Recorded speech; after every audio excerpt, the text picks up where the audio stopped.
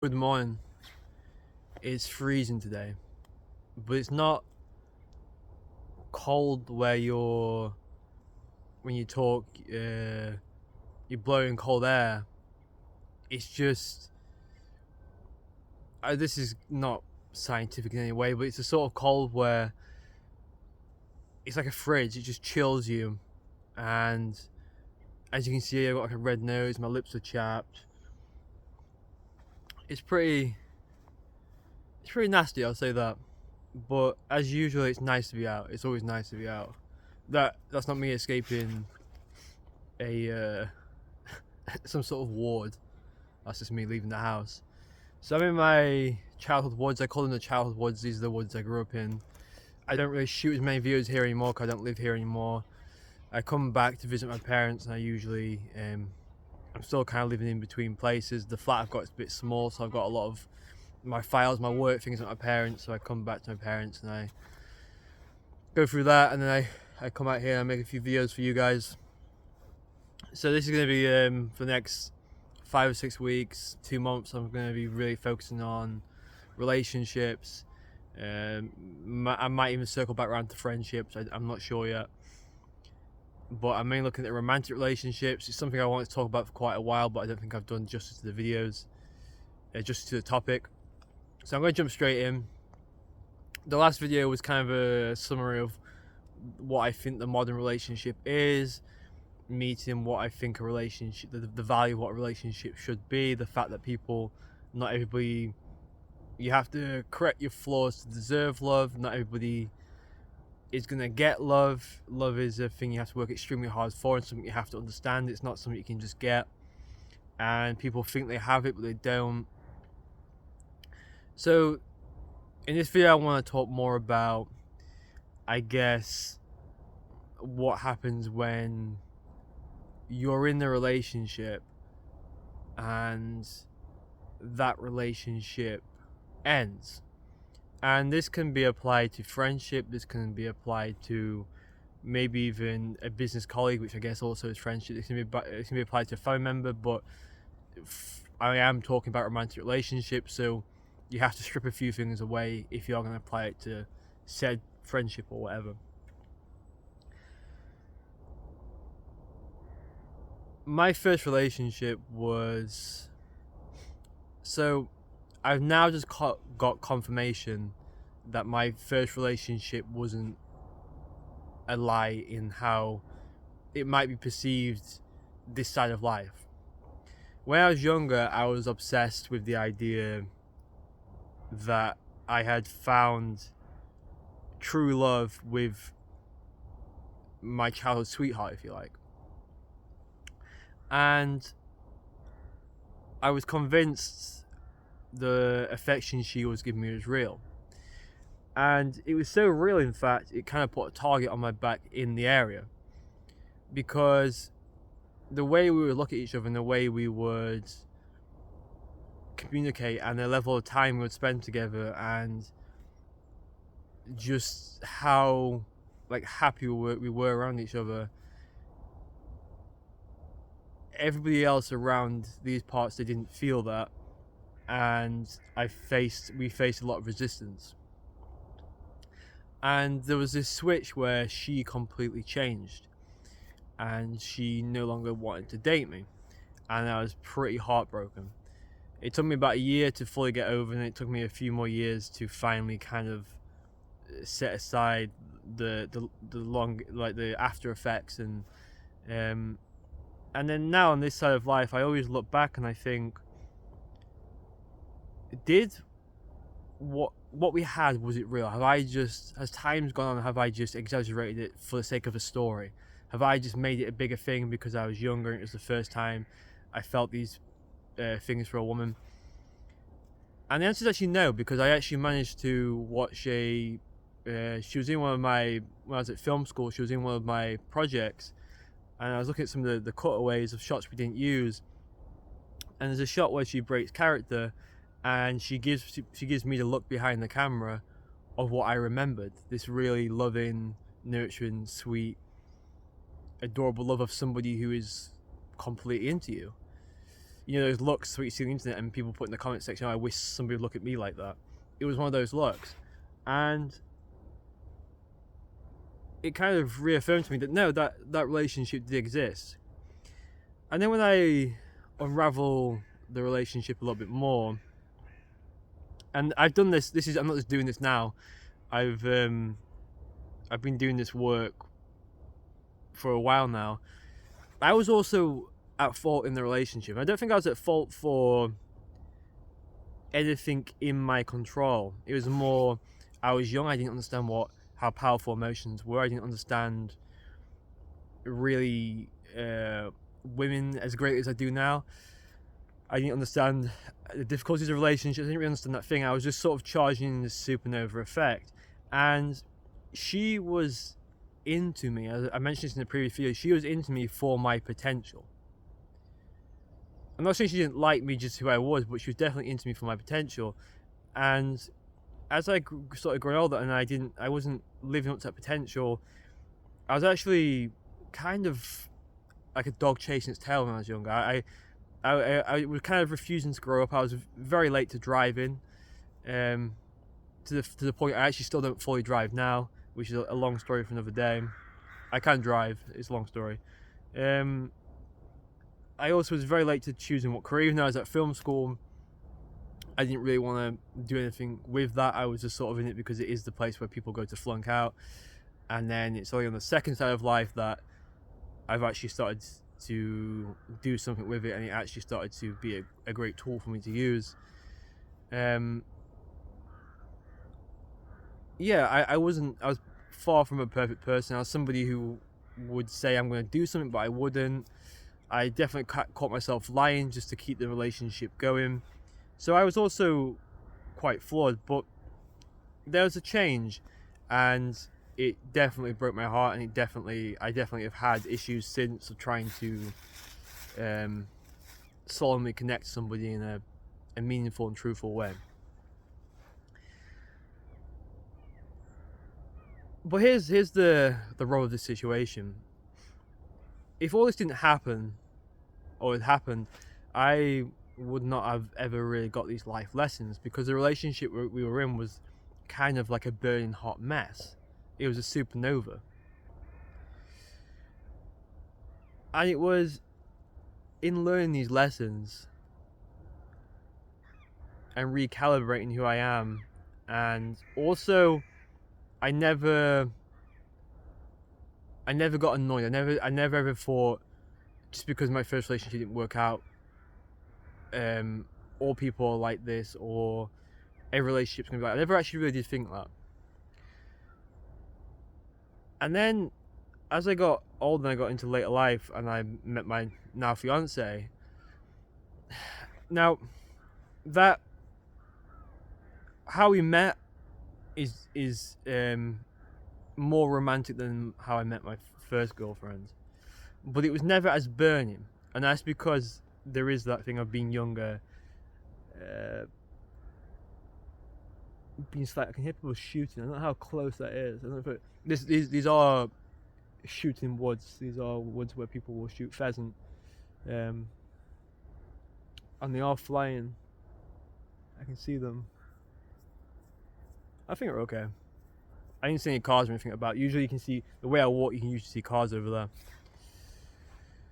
Where let me put this up. So when I was now I'm in the my new relationship. It wasn't, my old relationship still burnt more. It was still more exciting, because as you're older, you sort of then just going through the motions. But my new relationship is completely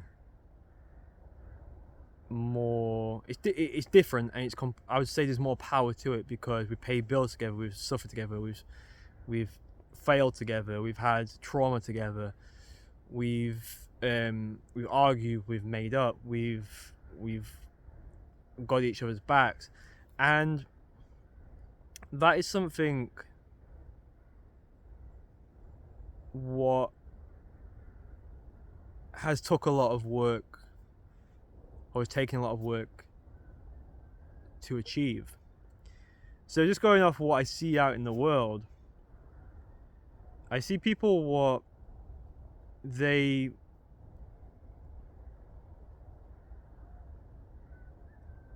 there's two types of people you can date. You can date somebody who you know isn't going to be a serious person to settle down with, or which could be wasting your time, or you could put the effort in and hold out for the person when you're going to settle down with. But then most people don't ever reach that person because they become too picky, or they become obsessed with how somebody should be as opposed to what you could be together. Because in a relationship, when you both meet, the aim is that you both change each other and you make something. It's like you're producing a film or a song or something. You're making something. You're coming together with different traits and different flaws, and you're helping each other and you're building a relationship. That's kind of what it is. But I think what we're seeing in the modern world, and we've seen throughout history actually, but it's evidently more now, is people are getting into relationships out of panic.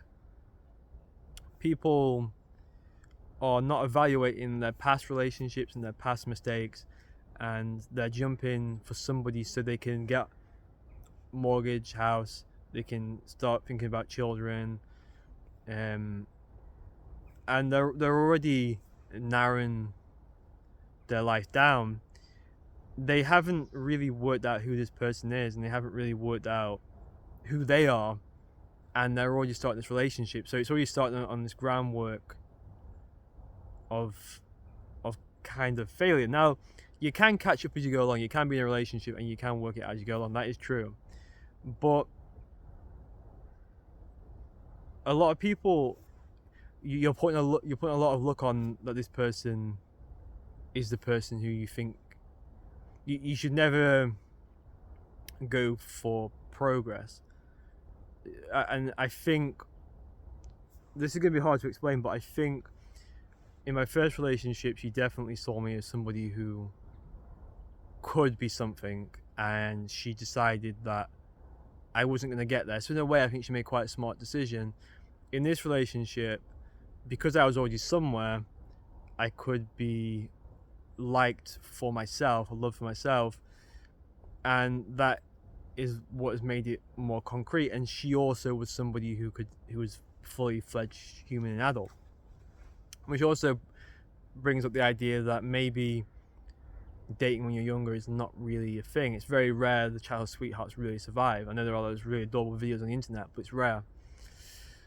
And then we circle to the end of it, of this is the big old question of, as I just mentioned, there's adorable relationships. Is that really a relationship you want? This is what you have to ask yourself. There's kind of a prison and a trap in these relationships you see online. And this is maybe my cynicism talking, but as I tell people a little bit younger than me, there isn't necessarily anything that great about rushing into trying to find a relationship with somebody. Quite the opposite, in fact. Because life is short, and if you're gonna go through it, you're not gonna work out who you are, and you're gonna date somebody just because it might be the right thing to do, you're going to, I think you're always going to have some sort of hole and some sort of demon there. And what you're rushing into, you have to consider, is it something you would want? Now, I think family and having a home, having something to turn to is a wonderful thing. It's something I would advise. But there also are negative aspects to it. And there are definite consequences to being with the wrong person.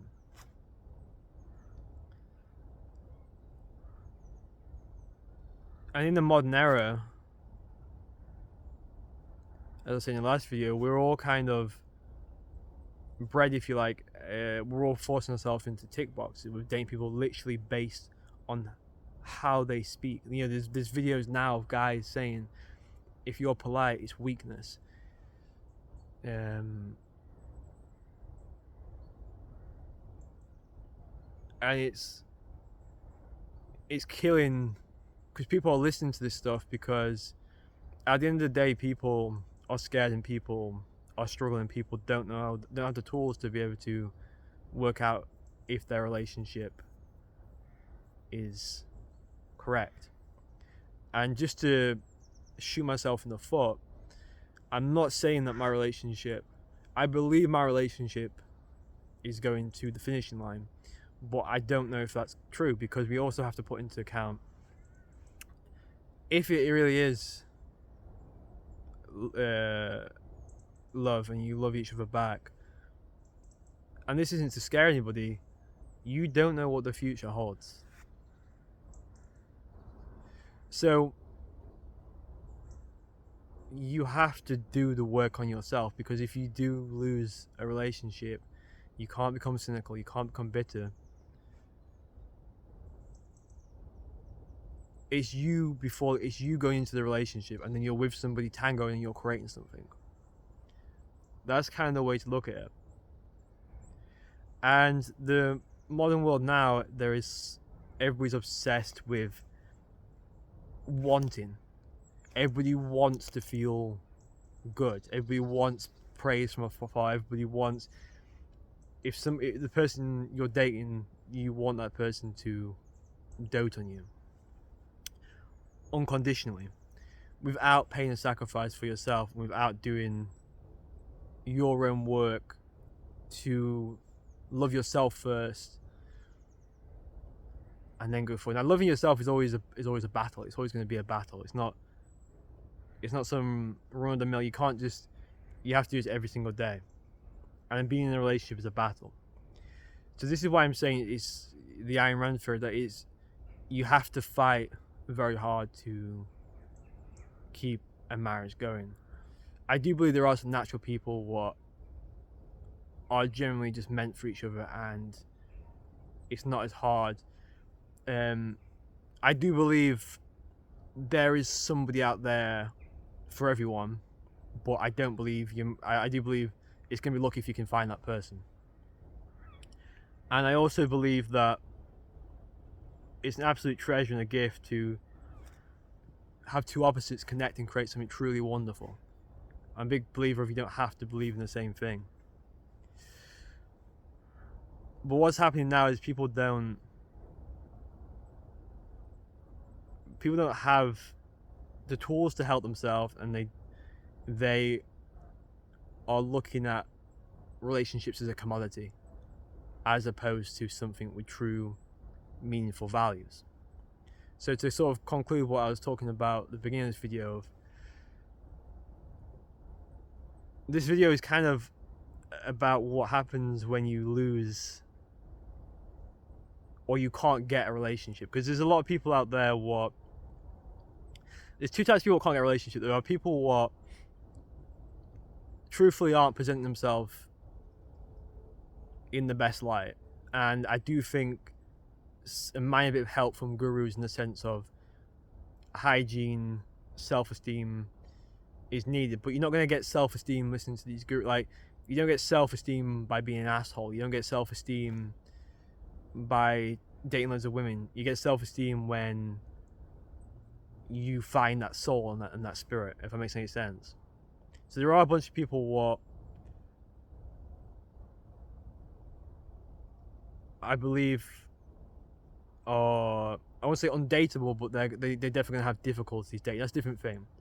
Then there's people who can date, but they either date people beneath them and they're not willing to grow a little to date somebody what's level to them or above them, or not willing to date somebody above them because they're scared of changing, or just because of how the climate is out there at the moment and people's opinions and people's views, it's very hard to find an authentic connection. Well, I've listed two reasons, but two or three reasons there, but there are many reasons why the modern dating scene is a disaster. And obviously, with me in a relationship,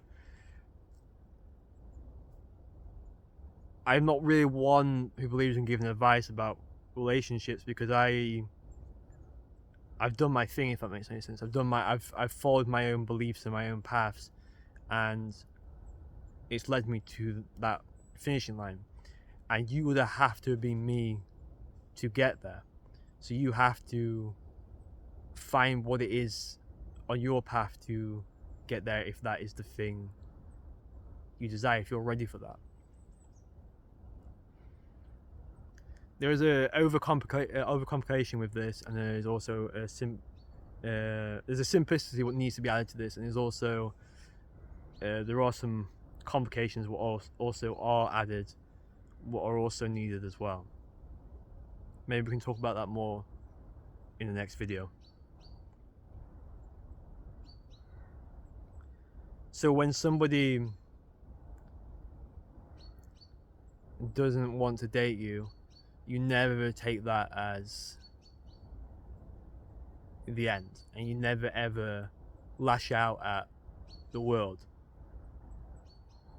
You stay on target, and you see if you have some flaws, and you try and understand why this person didn't want to date you, and they might not be right, but it's interesting to see why, and then you can move forward with that knowledge, keeping your self-esteem, keeping your values, and that is important. What's being taught at the moment in the culture is, you see, women go, guys are like this, and guys go, women are like this. But we are basically we are different, but we're also kind of the same. For example, you could say women are more nurturing, and guys are more the people that get stuff done. But then in different relationships, you could say the woman's the one who gets things done, and the guy's more nurturing. And you might say that's unconventional, but I think there are definitely aspects in all relationships where one of the sex leads.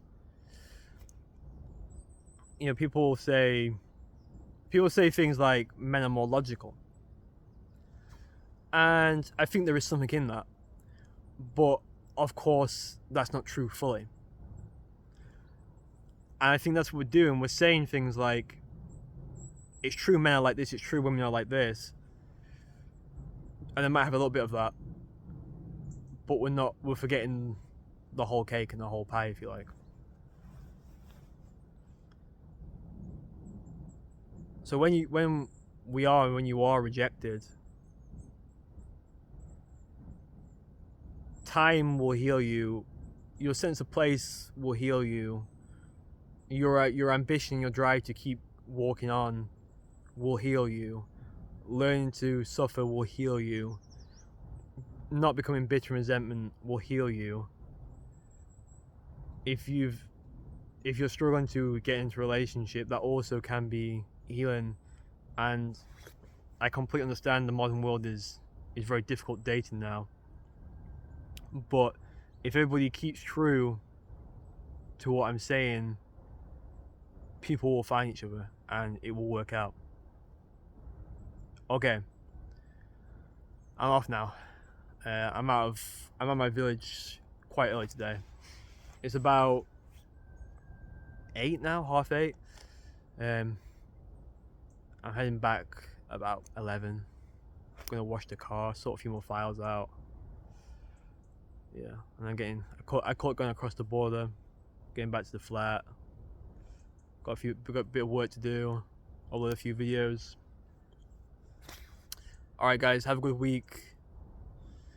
Don't get yourself too down if the relationship doesn't work out. If you are in a relationship, make sure you've done the groundwork, so if it does get a bit rocky, you're okay. You're okay. The old saying, there are plenty more fish in the sea, is true, but also, if you've been thrown into the sea, maybe work out why you've been thrown back into the sea. Also understand that what you hear about men might be true, but it also might be false. What you hear about women might be true, it might be false. I think there's a bit of truth in everything, and there's also a bit of false in everything. Things are blown up out of proportion, so just be wary what you consume and what you believe, and live your truth, I guess. Okay, ciao.